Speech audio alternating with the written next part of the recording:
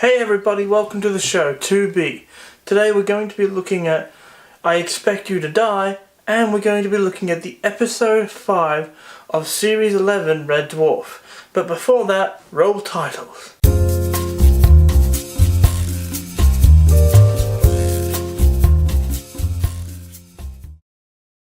And first we have is the news. And first of all, another character has been added to the Injustice role. This character is Swamp Thing from the Dark Justice comics and a lot of the other media. But let's move on to the next one. It looks like Ben Affleck might be wanting to leave being Batman.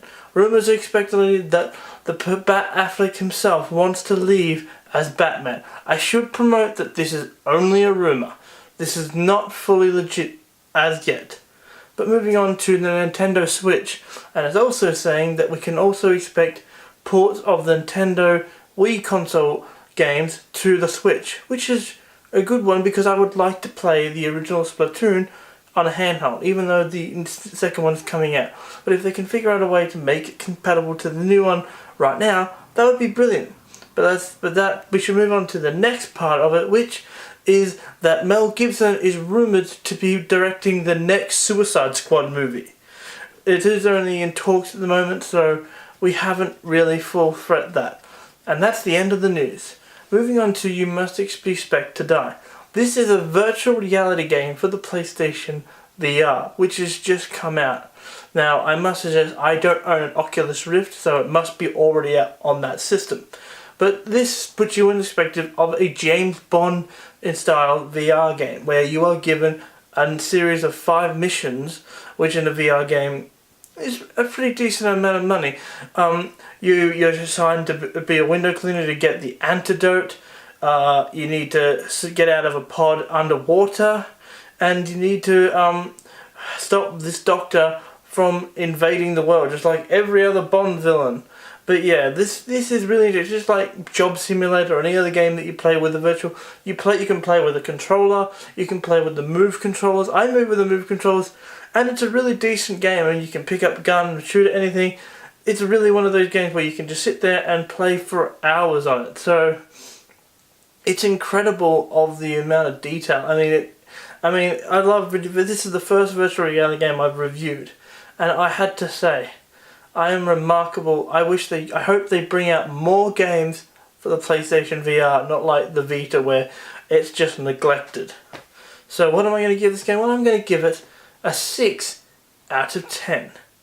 And now let's move on to the next review. The next review is Red Dwarf Episode 5 of Series 11. This episode starts off like any other episode on the bunks again. This time the Lister's trying to cut his toenails with a garden utensil.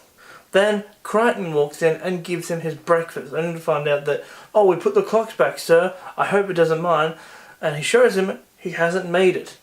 He starts to complain, I think I don't like dusting anymore. And then a team finds out that Crichton is going through a midlife crisis. So they talk to each other saying, what are we going to do? Only to find out that Crichton comes back with this all armour red with the subwoofers, spoiler, everything, saying, oh, I got a sports car. Yeah, you do realise you're having a midlife crisis, says Lister. Which means you either get a red earring or a red sports car. Says, but I don't own any of those.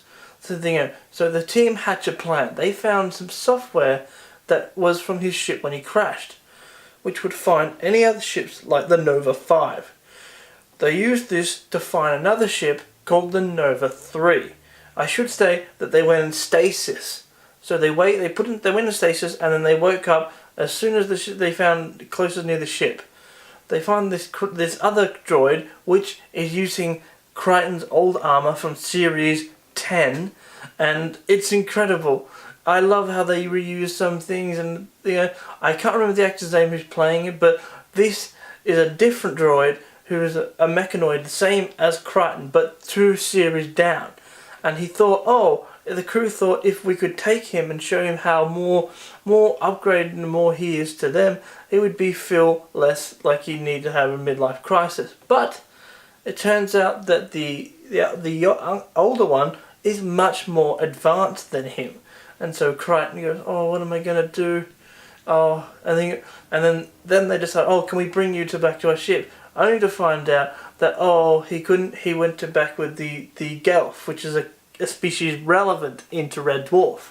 And so after that, they said, well, why don't we find the mystery of the universe? And there you go, oh, well, his ship was trying to find it. It spent all these ages. And they fly around until eventually they find a space station which is to contact the universe.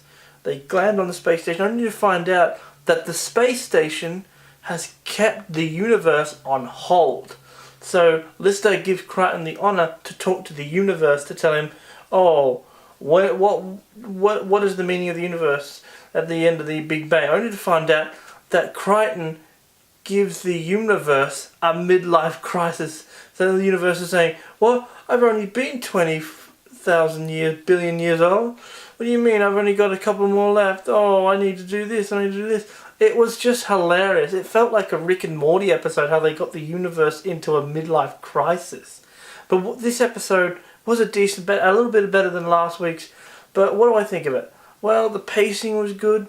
The atmosphere, I love to see old props from the original series back. So I'm going to give this episode a 6 out of 10. Coming up for next week, we review 2 items.